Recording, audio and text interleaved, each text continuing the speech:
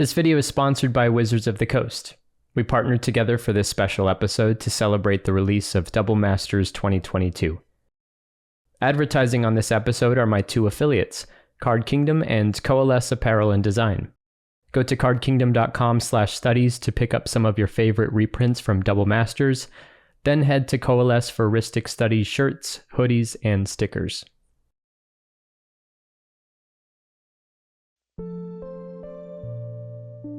There's a beautiful conversation in Lewis Carroll's Through the Looking Glass between Alice and the White Queen, who reveals to the young girl that she experiences time in reverse.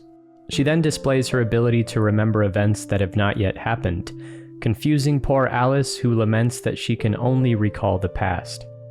To this, the Queen tells Alice that she commands a poor sort of memory that only works backwards. This quippy remark appears on a line of flavor text in 7th edition, but it reminds me of another card that has a similar relationship with time. Eternal Witness will enjoy its 21st and 22nd reprinting in Double Masters 2022 releasing this summer. Mechanically, this card allows players to regrow anything from their graveyard, a powerful effect attached to a nice, efficient creature. Eternal Witness is one of Magic's most beloved cards by casual and competitive players alike. Its ubiquity across formats is evidence of its strength and reinforces its evergreen presence and relevance to the game. Narratively speaking, Eternal Witness brings back memories. She can manifest the past to use as a resource in the present. Like the White Queen, she experiences nonlinear time and leverages its malleability. This is true of the card's meta-narrative as well. Eternal Witness is an old card that repeatedly intersects with new tech in an ever-changing game environment. Reprinting Eternal Witness is, in a sense, a fulfillment of its own mechanic. Finding Eternal Witness in Double Masters 2022 brings back a lot of memories. Panning through these booster packs is like flipping through a photo album or jamming out to a greatest hits record. Nearly every card a memento of good times in draft pods at the local game store or late-night commander battles on my kitchen table. Magic's memory goes backwards and forwards, and these master sets serve as love letters to the game's history as we grow into its future.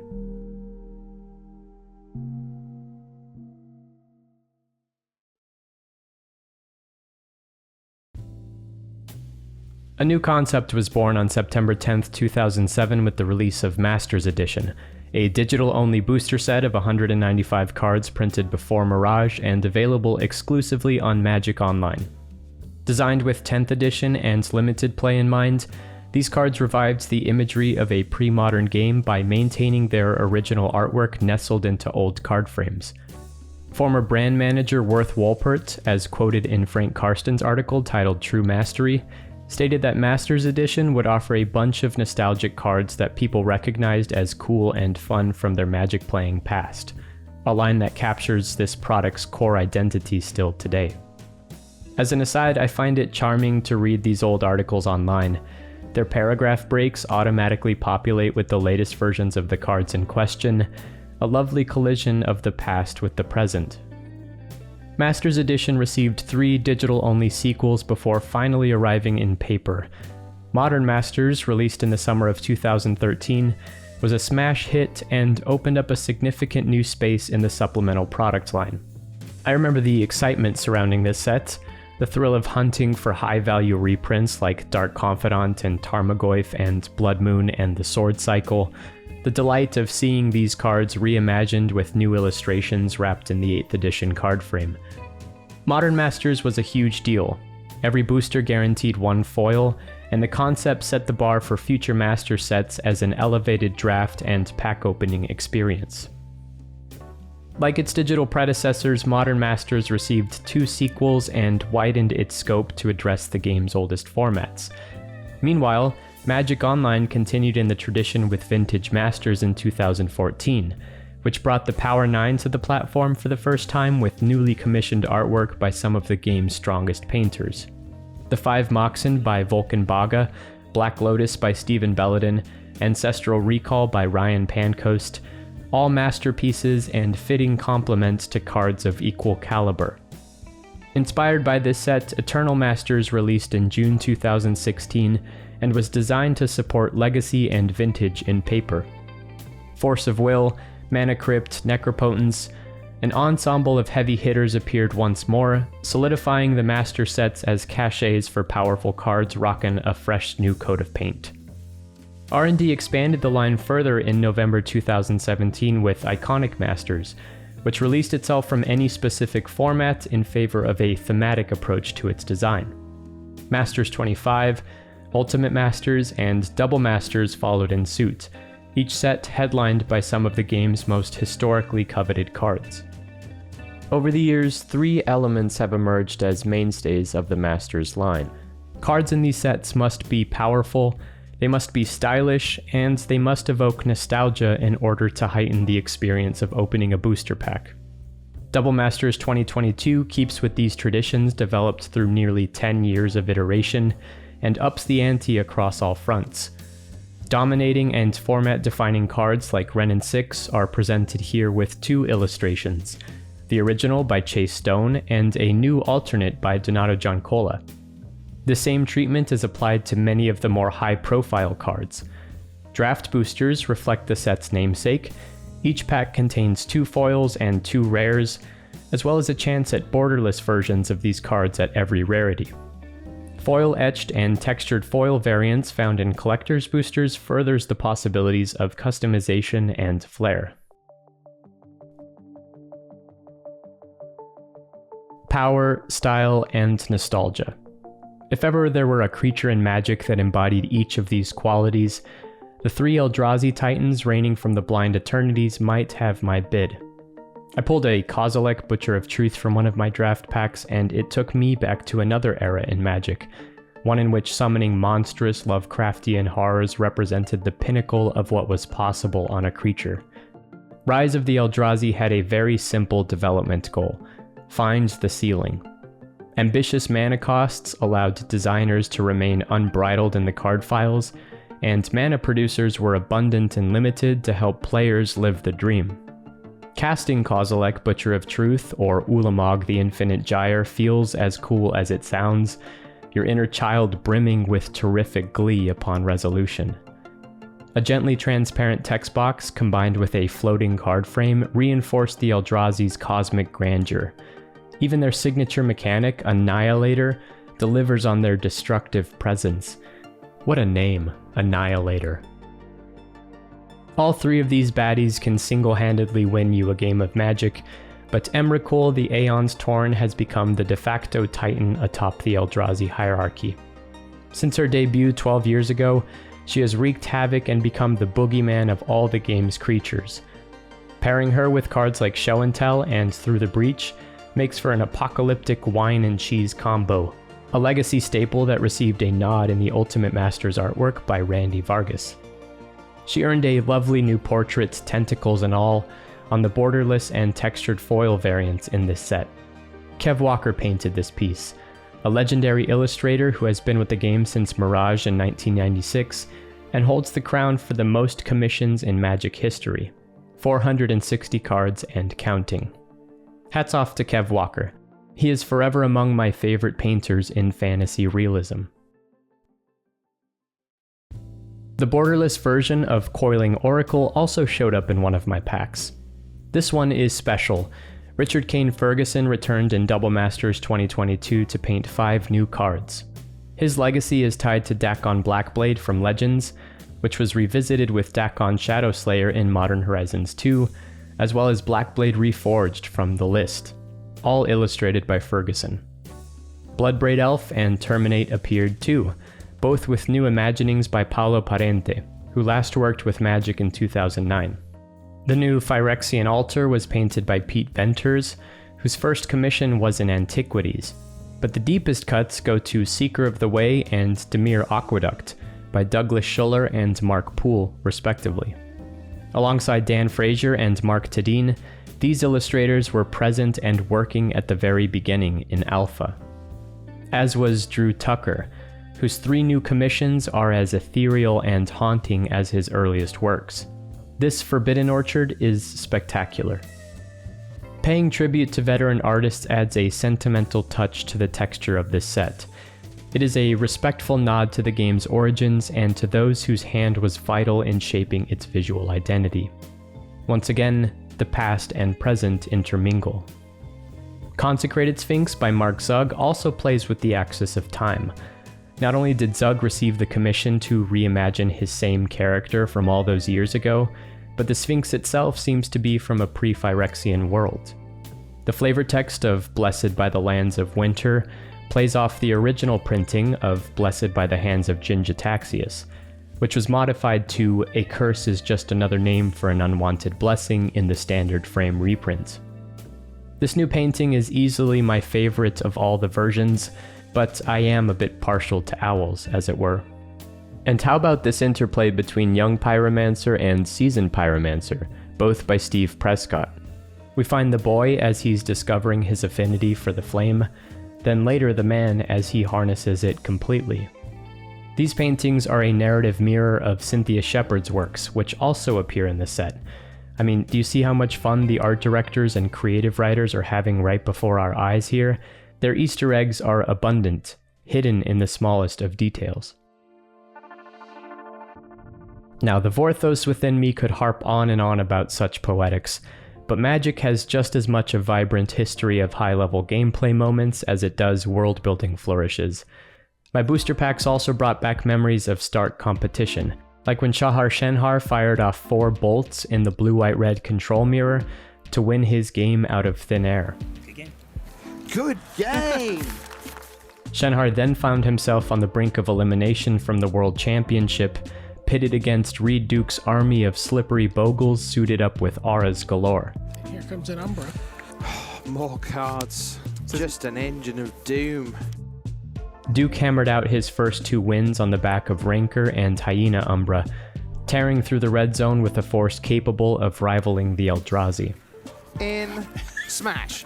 With his back against the wall, Shenhar found an edge in games 3 and 4 by sequencing some timely mana leaks against Reed's early enchantments. Not really going to have that option. I'm sure Shahar's mana leaking best. That's exactly what's happening. Away it goes. At a pivotal turn in Game 5, Shenhar fired off another mana leak into Reed's core Spirit Dancer, buying him enough time to ride a Thundermaw Hellkite into the sunset and become the Magic World Champion of 2013. And it is Shahar Shenhar. He stands atop the world of Magic. Monastery Swiftspear also has a decorated history of winning Pro Tours. Remember when Paulo Vitor Dama da Rosa put 3 on the battlefield alongside an Abbot of Carol Keep, then swung for the fences in round 15 at PT Battle for Zendikar? Oh, is that a 3rd Monastery Swiftspear? Look at the team assembled now here. Lining up blocks against the Hall of Famer is Jon Finkel, the Hall of Famer. Jon's going to block anticipating a spell triggering prowess, and then he can respond with Kolaghan's command. In response, Palu fired off Atarka's command, giving his creatures +1/+1 on top of the prowess triggers and dealing 3 damage directly to Jon. But Finkel had tricks of his own. A timely Kolaghan's command killed off one of the Swiftspears and cushioned just enough damage to survive the turn. From here, Finkel found Jeskai Monk after Jeskai Monk, gaining incremental life points and slowly depleting Paulu's resources. The handshake eventually arrived after an arduous and grindy battle. And that does it. Jon Finkel wins the match. A big smile on his face, likely to be in top 8 for his 15th Pro Tour top 8. Both versions of Anger of the Gods jumped out of my booster packs as well, taking me back to Pro Tour Born of the Gods and Sean McLaren's masterful play in the finals. Here we go. 3 mana, Anger. Pick them up, send them packing. This deck also had mana leaks, 4 lightning bolts, and 3 copies of Path to Exile, a shiny one of which hit Jacob Wilson's Voice of Resurgence at sorcery speed in the decisive Game 5. McLaren then forcefully closed the door with another Anger of the Gods, sweeping him away to his first Pro Tour victory in Valencia, Spain. Is it Staticcaster? Kill your birds of paradise, and that is the end. Sean McLaren from Canada is your champion.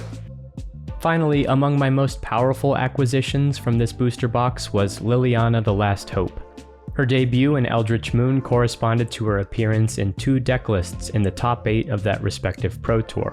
Both Sam Pardee and Lucas Blohan had Lilianas in their builds, but the white-black control player found his Planeswalker early in Game 1 and threatened her ultimate on curve. The main plan here is to ultimate. Liliana's ultimate is a very real thing. Sure enough, the attrition carved through Pardee's cards, and Blohan safely hit 7 loyalty. And there we go, Liliana emblem is online. Adding insult to injury, Blohan then cast another Liliana that same turn. I hope we get to see a double Liliana emblem. Now that would be something. As it turns out, a slow but infinitely assembling army of zombies gums up the ground pretty well. Hopping forward a few turns paints quite the dismal picture for Pardee. Look at all the zombies. Not even the promised end could save Sam from the horde of the Last Hope. Lucas Blohan won 9 games in a row at the end of this tournament and became champion of Pro Tour Eldritch Moon.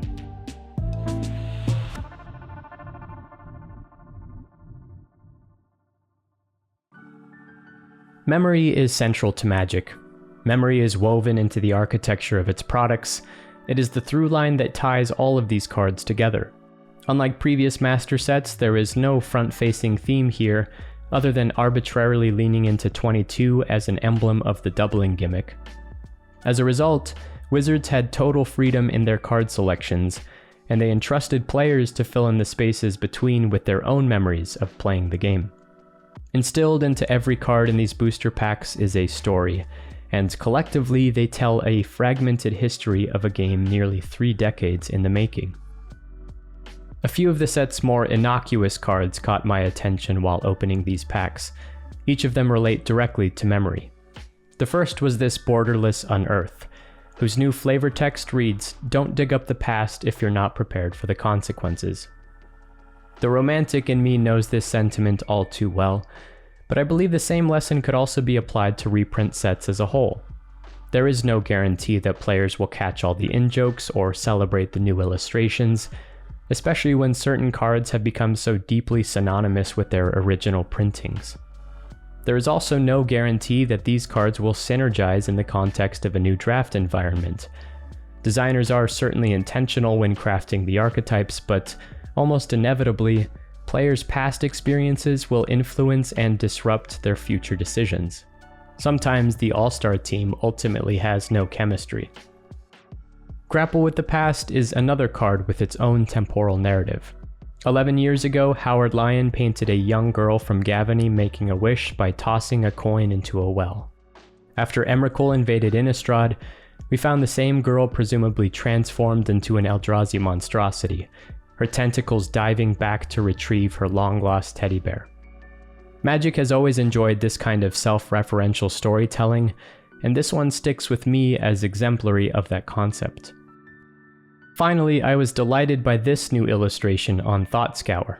For years, I played David Raposa's version in my Grixis Delver deck, but this painting by Julie Dillon is a beautiful interpretation of the wizard who forgets, whose memory is wiped clean by magical amnesia. Dillon is a relatively new addition to Magic, and her flowing and painterly values come together in a hypnotizing way in this piece.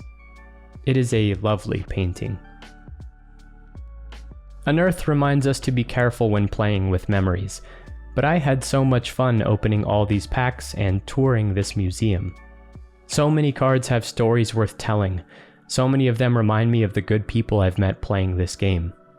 From Spider Spawning, which always makes me think of Brian David Marshall's love of drafting original Innistrad, to Vidalcan Orrery, which has essentially become Josh Lee Kwai's signature spell, to Supreme Verdict and Melissa DeTora's banned control deck, which locked her into top 8 at Pro Tour Gatecrash, to Ryan Overturf's Spell Pierce, which made for one of the gutsiest calls in the history of Modern.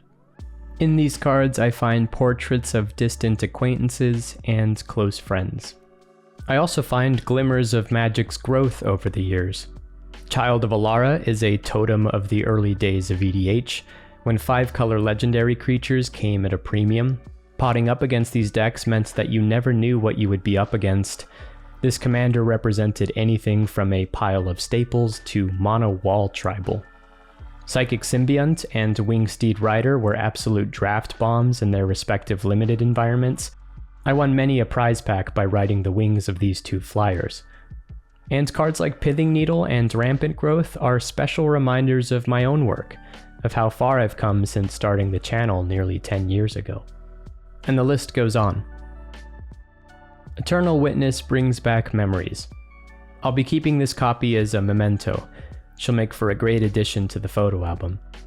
Like the White Queen, her function is to underscore how our futures are shaped by our past, how we must decide where we are going by paying attention to where we've been, how our time is ours to shape, perhaps more than we care to acknowledge. Pull from Tomorrow is suggestive of an equally empowering idea. Golgari Rot Farm received a new illustration by Donato Giancola in Double Masters 2022. Hiding in the details beneath an overgrown toadstool, there appears a familiar figure, a girl wandering through a wonderland far from home, the wise and whimsical words from another character perhaps echoing in her head. You've got to go forwards to go back.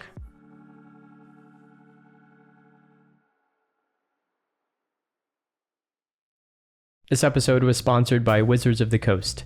Thanks to my correspondents there for the opportunity and the trip down memory lane, I had a wonderful time with this retrospective. If you enjoyed the show, you can purchase cards and clothing from my affiliates by following the links below, or join my Patreon community. We set up a Discord last month, which is one of a few perks you can get for supporting me directly. I appreciate every name you see here. An ongoing thank you from the bottom of my heart to those who fund the arts. As I let some footage of my pack openings roll with the credits, let me know in the comments if there are any cards in this set that bring back memories for you. I'd love to hear your stories. Thanks for watching.